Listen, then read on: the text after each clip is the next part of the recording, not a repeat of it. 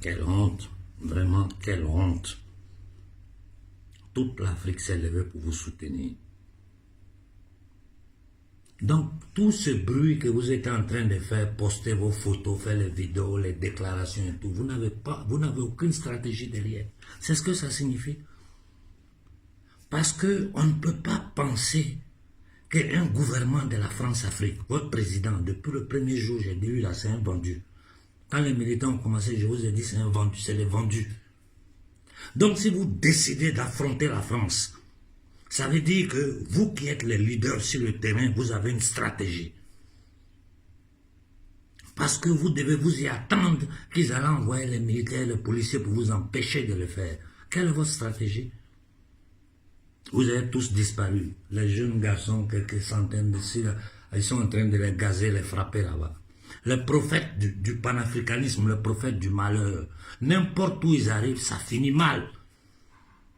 Ils sont là en Côte d'Ivoire. Ils ont pris des bateaux, des navettes spatiales, ils ont pris des sous-marins, d'après leurs explications, jusqu'à rentrer en Côte d'Ivoire, lancer des déclarations. Après, vous avez vu ce qu'ils ont dit, ils sont partis. Ils sont arrivés au Mali, ils sont allés piétiner la tombe de Modibo Keïta. Vous pensez que c'est une... Ça dit, je vous dis depuis il y a longtemps, je vous dis, le combat que nous menons est un combat spirituel. Nous avons affaire à des forces maléfiques. Allez marcher sur la tombe de Modibo Keïta.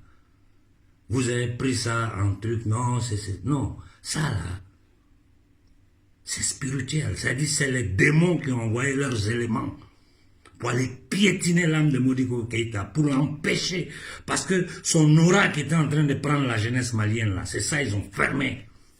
Si vous voulez comprendre, comprenez. Mais les initiés savent de quoi je parle. Le symbolisme maçonnique, là, on connaît ça très bien. Mais c'est honteux. Donc tout le bruit que vous avez fait là, c'était pour que ça finisse comme ça. À 11 h, les gens ont commencé à démonter les trucs. On ne sait pas où sont les informations qui m'arrivent du Mali, de Paris. Je discutais. Moi, j'étais malade, je suis au lit. Je me suis levé parce que je n'arrive pas à comprendre. J'espère que vous allez expliquer aux Africains quelle était votre stratégie. Quelle est votre stratégie? Parce que vous avez pensé vraiment que les nègres des salons allaient vous permettre d'attaquer leurs maîtres comme ça. Et tous ceux qui prennent l'argent, les enveloppes là, de l'ambassade de France, là, nous on sait tout. Je vous ai dit, les vieux politiciens, c'est des vendus, ne comptez pas sur eux. Mais les gens même que je pensais que, alors que ceux-là même, aujourd'hui j'ai eu des informations qui les financent, qui passent ceci. C'est-à-dire, c'est du n'importe quoi. C'est un grand n'importe quoi. Un grand n'importe quoi. Et tous les enfants qui sont blessés là-bas, là, c'est vous. Vous êtes les responsables de ça. Voilà pourquoi j'ai refusé d'aller au Mali. Quand Donald m'a appelé à la veille de son départ pour dire qu'il descendait, ce que je lui ai dit là, il sait, c'est entre nous deux.